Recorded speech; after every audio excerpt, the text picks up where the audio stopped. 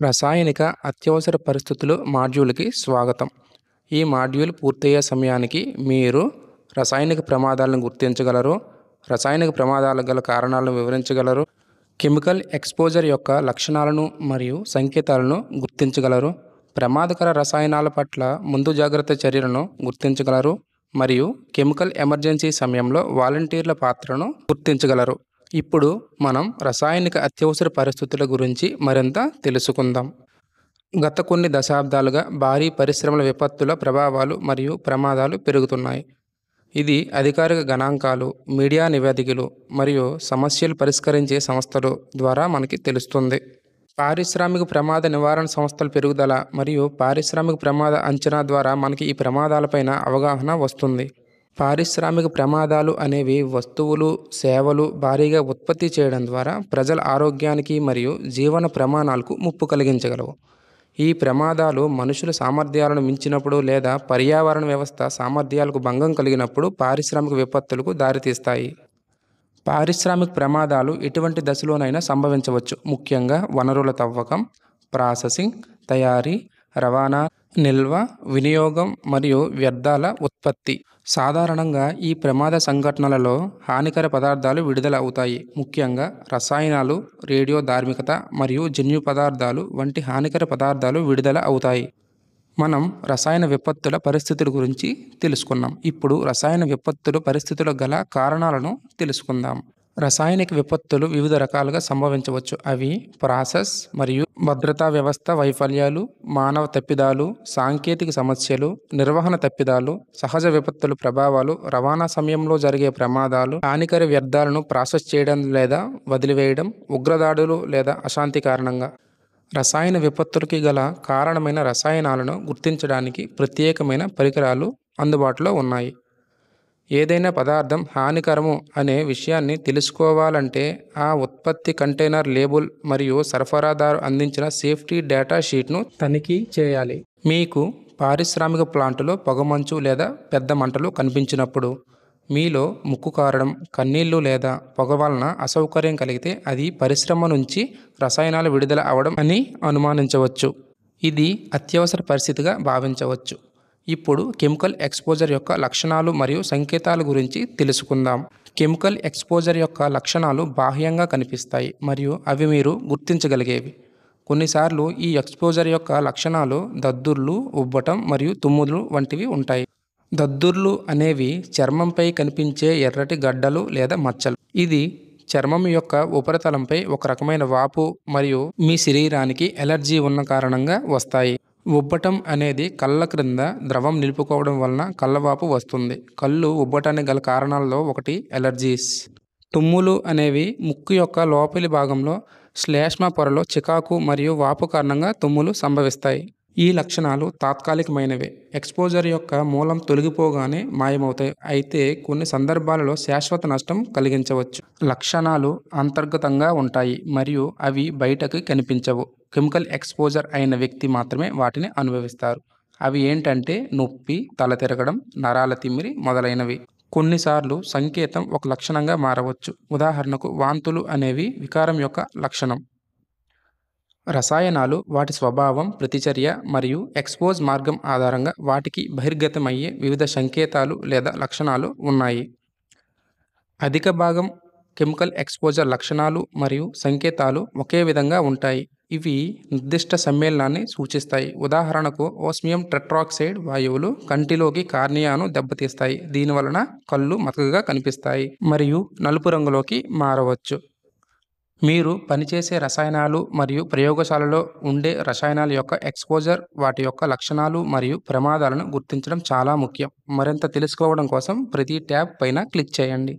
రసాయన ఎక్స్పోజర్కు సంబంధించి మన చర్మం కొన్ని స్పష్టమైన సంకేతాలు ఇస్తుంది. అది దురద పెట్టడం, ఎర్రదనం, మంట, బొబ్బలు లేదా దద్దుర్లు కనిపించడం.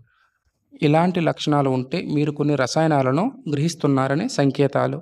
మీరు ఏదైనా హానికరమైన పదార్థాన్ని తిన్నట్లయితే మీకు పొట్ట నొప్పి, వికారం, వాంతులు, విరేచనాలు లేదా కడుపులో మండుతున్న అనుభూతి అనిపించవచ్చు. ముఖ్యంగా హాలోజనేటెడ్ హైడ్రోకార్బన్స్తో ఇలా జరగవచ్చు. ఉదాహరణకు మీరు ఆర్సెనిక్తో సంబంధం కలిగి ఉంటే మీ మూత్రం గాఢమైన రంగు లేదా నల్లగా మారుతుంది. ఇది ఆందోళన కలిగించే సంకేతం. ఇంకా డీహైడ్రేషన్ కూడా అలాంటి సందర్భాల్లో ముఖ్యమైన లక్షణం. రసాయనాల వాయువు పీల్చడం వలన అనేక రకాల లక్షణాలు కనిపించవచ్చు. ఈ లక్షణాలు ఈ విధంగా ఉంటాయి. అలసట, తల తిరుగుట లేదా తలనొప్పి ఉంటాయి.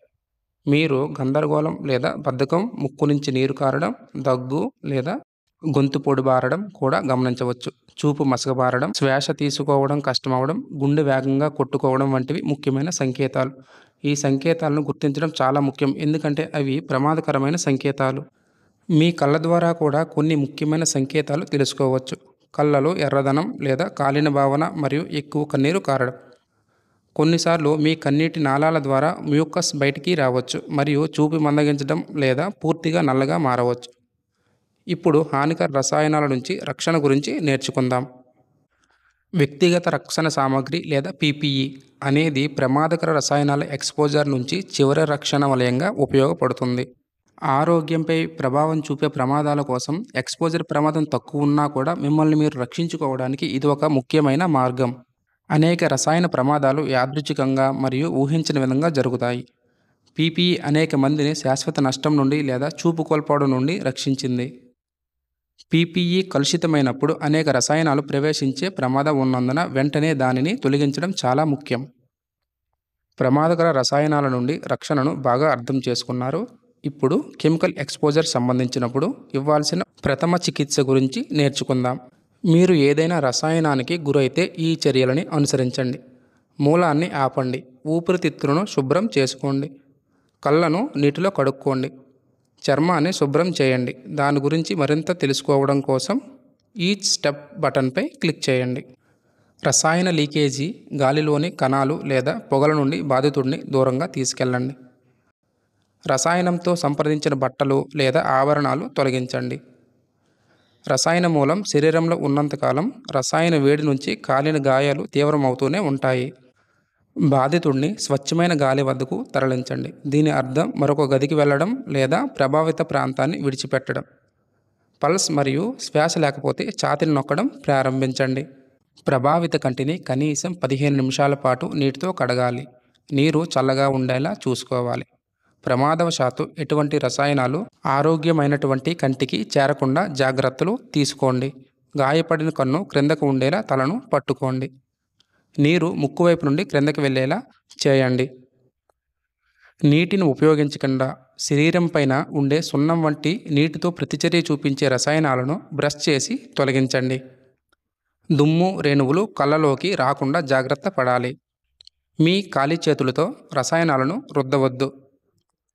రసాయనం నీటితో చర్య జరపకపోతే ప్రభావిత చర్మాన్ని కనీసం 15 నిమిషాలు చల్లని నీటితో కడగాలి. నీటి యొక్క ప్రవాహం నొప్పి లేదా బొబ్బలు పగిలిపోయేంత బలంగా లేదని నిర్ధారించుకోండి. కొన్ని రసాయనాలు కాలిన గాయాలకు కారణమవుతాయి. మరికొన్ని చర్మం లేదా ఊపిరితిత్తుల ద్వారా గ్రహించబడతాయి. ఇది తెలియని ప్రమాదాన్ని కలిగిస్తుంది. వీలైతే సలహా కోసం ఎల్లప్పుడూ chemical material safety data sheet చదవండి లేదా నిపుణులను సంప్రదించండి. రసాయనాలు శరీరం యొక్క బయటి భాగానికి మాత్రమే కాకుండా లోపల భాగానికి కూడా తీవ్రమైన నష్టాన్ని కలిగిస్తాయి. రక్త ప్రవాహంలోకి పీల్చుకుంటే రసాయనాలు నిశ్శబ్దంగా మూత్రపిండాలు లేదా కాలేయంపై దాడి చేస్తాయి. మీరు శిక్షణ పొందకపోయినా మరియు అటువంటి వాతావరణంలో రెస్క్యూ గురించి అవసరమైన పరిజ్ఞానం లేకపోయినా ఎటువంటి చర్య తీసుకోవద్దు. బాధితులను సురక్షిత ప్రాంతానికి తరలించి ఆసుపత్రిలో చేర్పించాలి. ఈ క్రింది పరిస్థితుల్లో దేనికైనా మీ వైద్య సలహాదారుని సంప్రదించండి. కళ్ళు, ముక్కు లేదా నోటితో ఒక రసాయనాన్ని తాకినట్లయినా మెటీరియల్ సేఫ్టీ డేటా షీట్ మనకు ఈ రసాయనం ప్రమాదకరమైనదా లేదా హాని కలిగించే అవకాశం ఉందా అని తెలియజేస్తుంది. కంటైనర్ లేబుల్ చర్మాన్ని పాడు చేసే పదార్థాల గురించి హెచ్చరిస్తుంది. రసాయనం చాలా చికాకు కలిగిస్తుంది. ఎక్స్పోజ్ అయిన తర్వాత శ్వాస తీసుకోవడంలో ఇబ్బంది ఉంటుంది. ఎమర్జెన్సీ నెంబర్కు కాల్ చేయండి. ఒకవేళ బాధితుడికి ఈ లక్షణాలు ఉన్నట్లయితే వెంటనే 112కు కాల్ చేయండి. షాక్ లక్షణాలు, శ్వాస తీసుకోవడంలో ఇబ్బంది మరియు పెద్ద ప్రదేశంలో కాలిన గాయాలు. మీరు సహాయం కోసం వేచి ఉన్న బాధితుడికి భరోసా ఇవ్వండి. ఆ ప్రాంతాన్ని గాలి, వెలుతురు వచ్చేలా చేయండి మరియు సాధ్యమైనంత వరకు స్వచ్ఛమైన గాలిని అనుమతించండి. కెమికల్ లేదా ఇండస్ట్రియల్ యాక్సిడెంట్స్ జరిగినప్పుడు ఏం చేయాలో ఏం చేయకూడదో ఇప్పుడు తెలుసుకుందాం.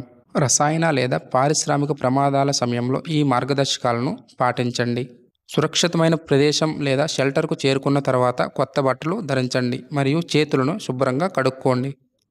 అగ్నిమాపక అత్యవసర సేవల కోసం 101, పోలీస్ సేవల కోసం 100, వైద్య సేవల కోసం 108, సురక్షిత ప్రదేశం నుండి జాతీయ అత్యవసర సేవల కోసం 112 నెంబర్కు సంప్రదించండి.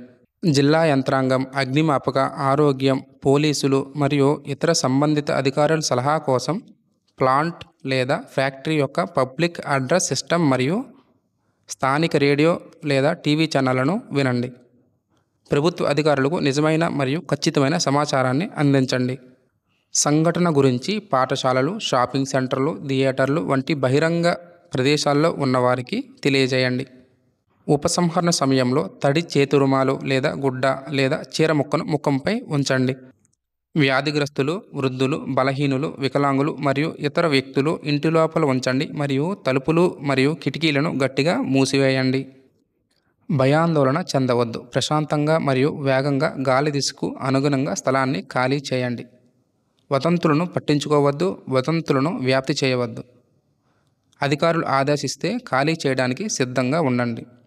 మీ తరలింపు మార్గాన్ని ముందుగానే తెలుసుకోండి మరియు తరలింపు జాబితాను మరియు అత్యవసర సరఫరాలను సిద్ధం చేసుకోండి. కప్పబడిన ఆహారాన్ని లేదా గాలిలోని బహిరంగ నీటిని తీసుకోవద్దు. బాటిల్లో నీటిని మాత్రమే తాగండి. రసాయన ప్రమాదాలకు ముందు, ప్రస్తుతం, తరువాత తీసుకోవాల్సిన జాగ్రత్తల గురించి అర్థం చేసుకున్నాం. ఇప్పుడు సాధారణ సమయాల్లో తీసుకోవలసిన సాధారణ జాగ్రత్తల గురించి తెలుసుకుందాం.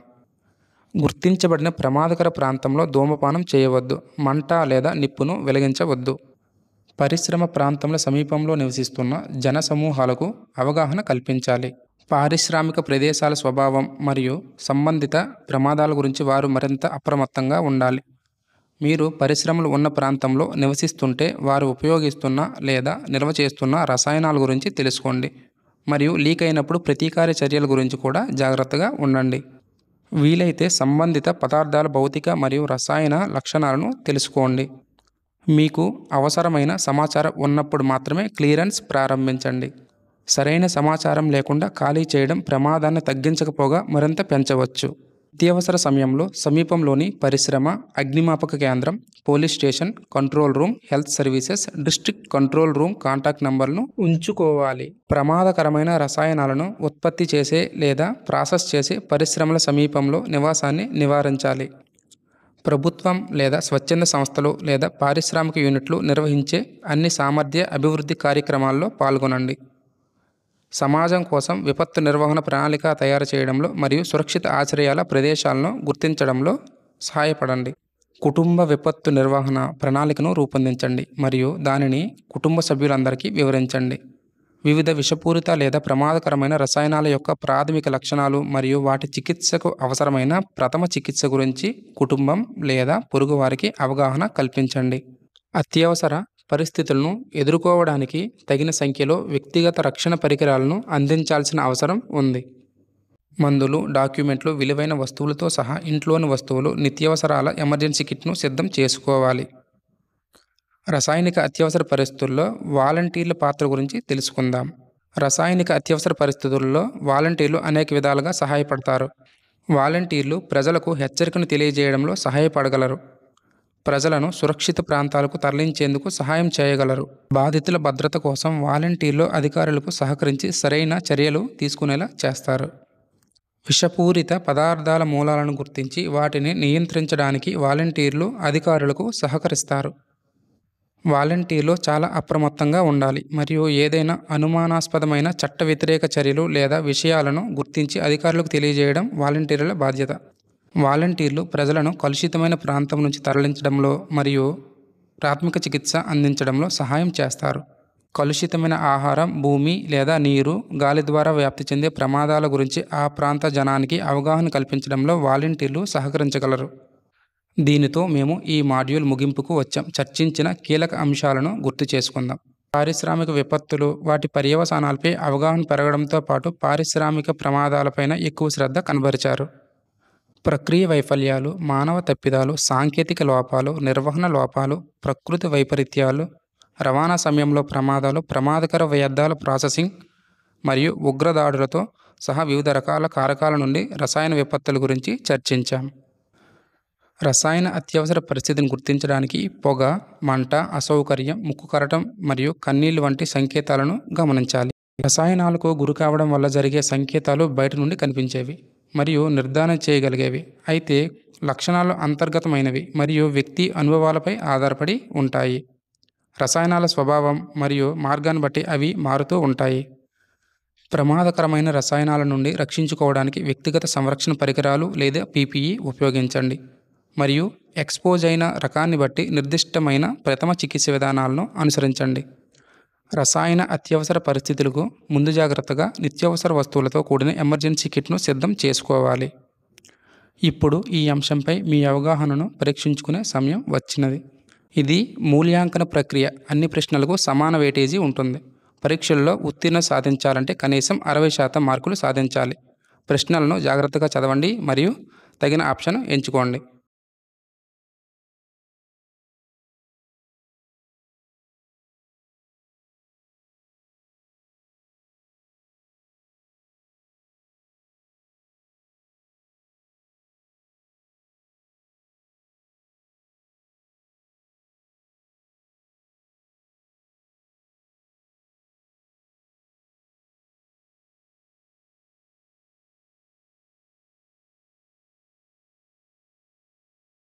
అభినందనలు.